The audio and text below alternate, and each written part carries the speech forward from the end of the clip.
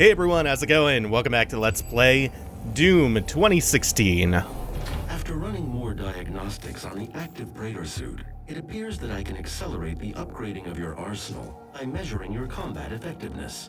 I have added a tracker to your helmet's display. The facility will not allow you access to the turbine room unless the demonic threat level is brought down inside the foundry. Our security systems cannot be overridden. Alright, so this level is a little bit tough to navigate, so there was probably a cut you noticed there. I just used that previous recording to pretty much finish out a dry run and kind of get an idea of the layout of this first non-linear level of the game, a layout that I had forgotten pretty badly.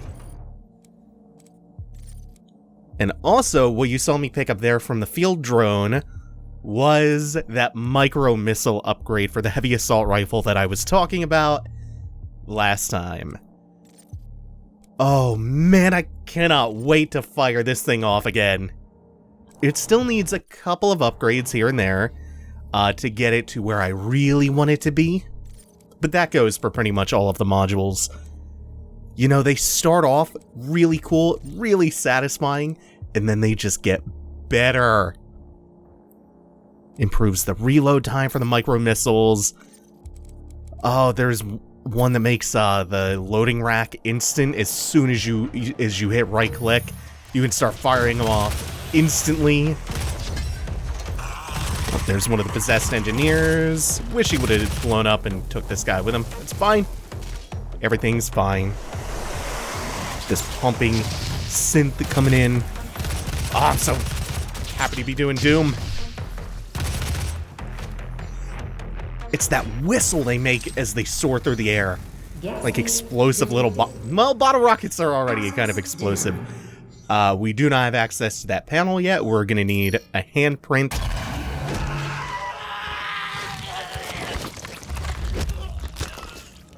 Oh yeah! Yeah, there's something brand new.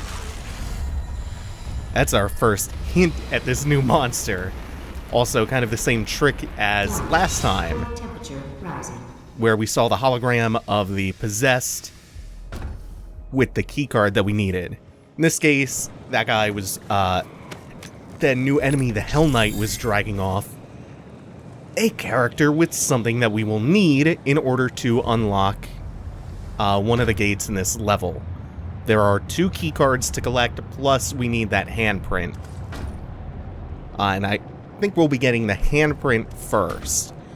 We should get that after the climb up this chamber. We'll come right over here. And this guy is going to lend us a hand. You knew I was gonna make that joke. Shut up. Yeah. Alright, so we can unlock anything over here first? Okay. So we can unlock this panel now, and that just opens up a bunch of the level.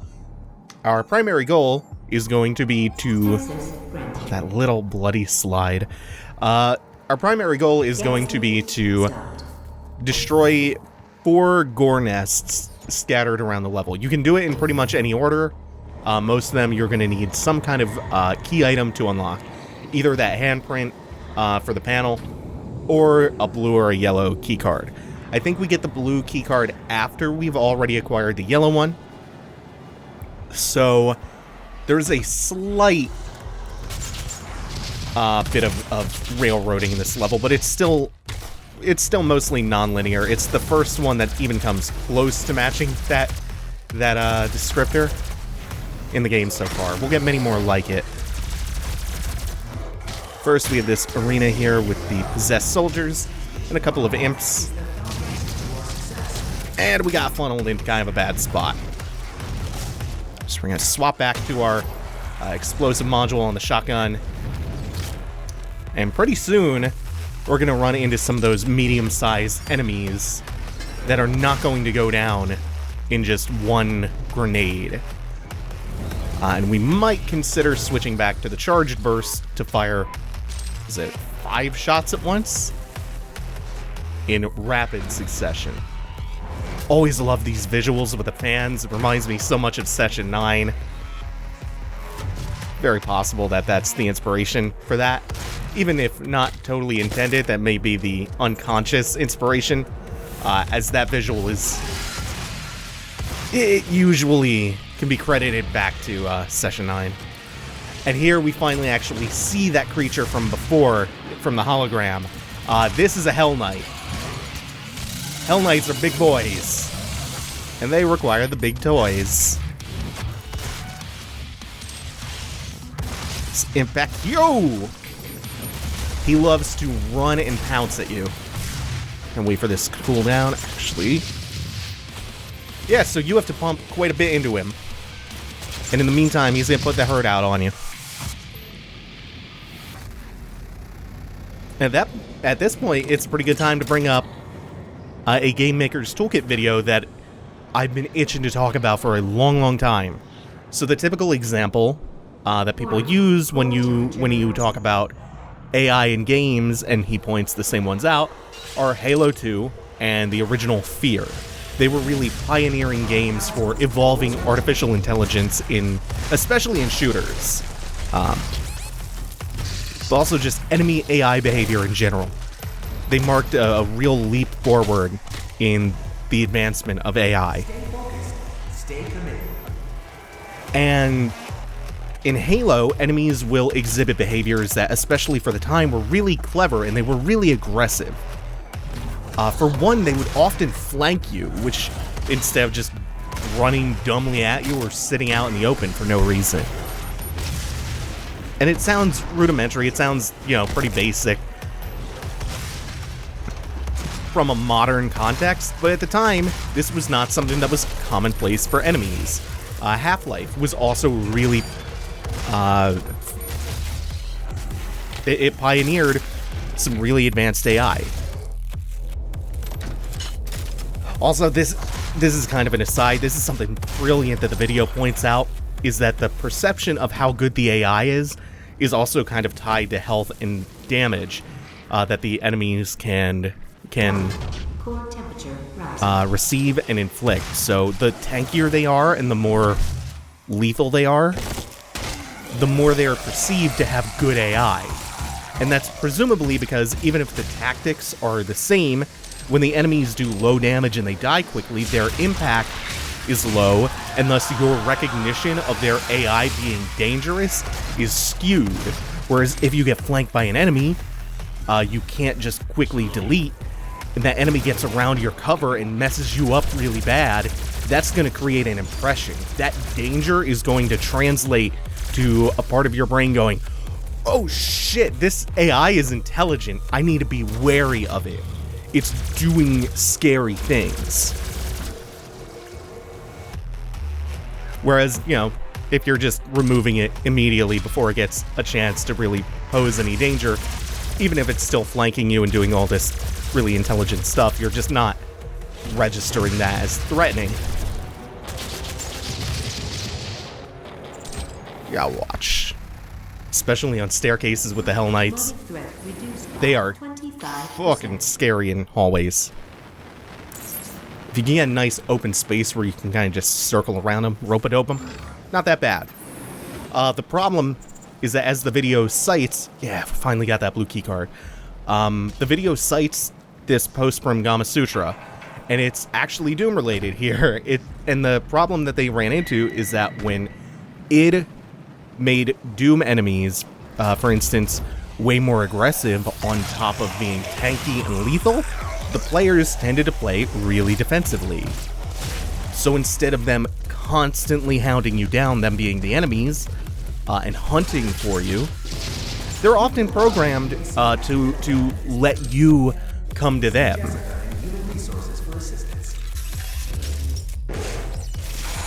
Like, there are some enemies who are designed to corral you or to be mobile, and they'll still jump around like the imps. They'll hound you, but if you notice, a lot of the enemies are kind of just holding position. or only moving like very gradually. They're not really advancing. They're not breathing down your neck. Have you filled out your That's an intentional decision, so you, the player, will feel like the dangerous force. So you will feel like the Doomslayer is meant to. So you will feel like the aggressor in combat. And it goes back to this idea of Doom being the ultimate power fantasy. All of this is in service of making the player feel more powerful. This room is really, really good for the Hellwalker. It's not the biggest space to fight in, but it's wide enough that you can circle around him and really, really start to go ham on it. Reduced by 50%. Okay, so we still need a little bit more. It's this... Oh, we're back here. Okay, good.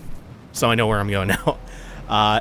It's this piece of really deliberate game design in an area that, personally, I think about this kind of seldom. The AI, how do you build a power fantasy and have the AI complement that? How do you work with the AI to better realize that goal? And you start by asking, well, what does good AI mean to a power fantasy? This is it. They solved that problem by designing around that question. And I think that anecdote in the video by Mark Brown of Game Maker's Toolkit ultimately does a really good job of breaking down what good AI actually means, because it isn't a one-size-fits-all thing like I think we can sometimes imagine it is. I think there's a common perception that good AI means the enemies behave intelligently in order to challenge us, or something like that. I mean, that's a vague definition, but it's also flawed, right? Kind of saving the chainsaw here. Also, you can see, since I upgraded the ammo capacity, I have 4 bars for the fuel on the chainsaw now. I thought there was going to be another Hellwalker. Or Hell Knight. Nope, guess not. I thought all of them had, all the Gornest fights had one. Oh, I lost my train of thought now. That's no good. There's a launch pad somewhere around here that brings you up to the ground level. Gets right through here. This will just bring us back to pretty much where we started. And that's the door that we have to open up by getting the... Oh, hey, there he is. You can see that this is going to consume 3 bars of fuel instead of the normal 1, because this is a much tougher, more dangerous enemy.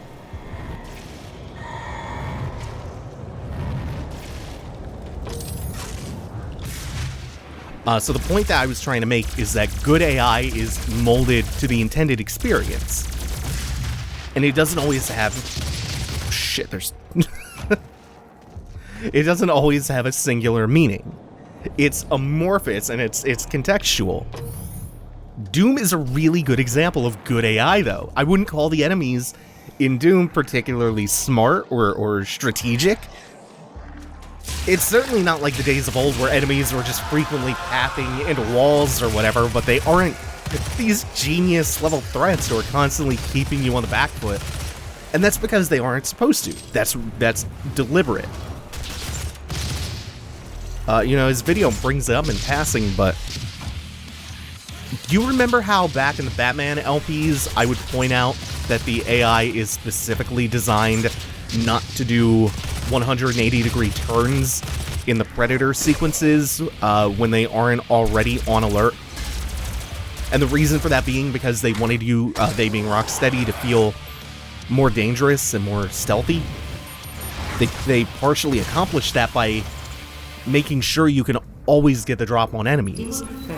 It's sort of a dumb behavior if you think about it logically, but it's smart within the context of how they want you to feel. Rocksteady wanted you to feel like Batman. It wants us to feel like this unstoppable aggressive force. So even if the behaviors are logically kind of dumb, that doesn't make the AI bad. It's actually accomplishing what it sets out to do. That's really, really cool. Good AI is more than just enemies behaving intelligently to be more effective against us. And you know, as we've seen in this level, and we'll keep seeing as more enemies are introduced, we'll get at least 1 to up to 3 per level from here on out. The inverse of that works too. They get an effective way to convey just how scary an enemy is by having it show up for the first time and just run you down and force you to backpedal. They get to kind of break their own rule in order to convey how scary an enemy is. Like the Hell Knights show up here, and they're the first enemies that just are on top of you, and it's like, holy shit, I've been the force to be reckoned with this whole time. And that first time you see them and they're just coming at you and you don't necessarily have the tools to really quickly dispatch them, you kind of just backpedal instinctively. And you're not necessarily coming at him. But as you gain more tools, as you gain more comfort, you go back to that old relationship between you and the enemies of you're going right at them. You're going for the throat. But they get to use that kind of AI shorthand to just convey when an enemy is supposed to be a real goddamn danger to you. And in turn, when you get that familiarity to start going after them, to go back to your usual routine of being the aggressor, you feel even more empowered because you've now dealt with something that has been that was once an actual threat to you. And things that are still, I should say, still lethal, even though there's a lot of like holding position from enemies. They don't let you off the hook just because the enemies were tuned to be less aggressive for the most part. You still have to deal with stuff and move about. And you still have to watch your life. But it's like you're not spending the whole game running backwards. You're not spending the whole game kind of peekabooing with ranged enemies. You're just finding more and more effective ways of killing them. Usually more and more aggressive ways. Oh shit. This is where we get to at once. But, again, nice open platforms. So we can just circle strafe the hell out of them. Really unload with our best tools that we've accumulated to this point. Especially the charge bursts and the micro missiles and stuff. You have no idea how much I love that micro missile upgrade. It's one of my favorites. Then we'll probably get the EMP for the plasma soon too. Room has been activated somewhere nearby. It could be Olivia.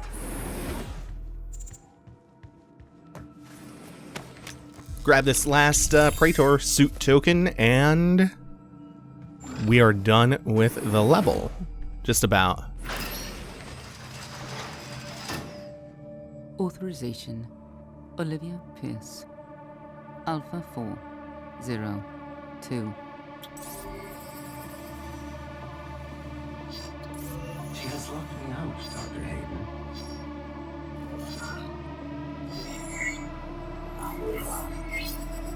All power rerouted to Argent Energy Tower. She is trying to tear open the portal between our world and theirs.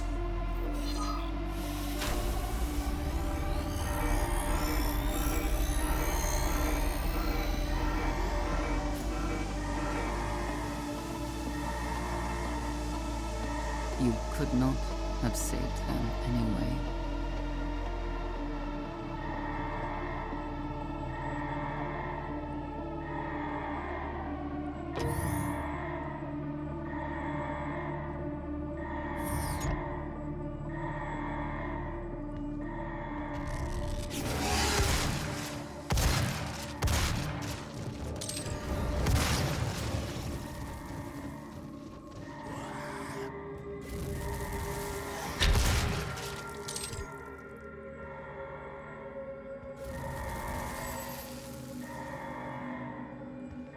The system won't allow anyone but Olivia to override it now.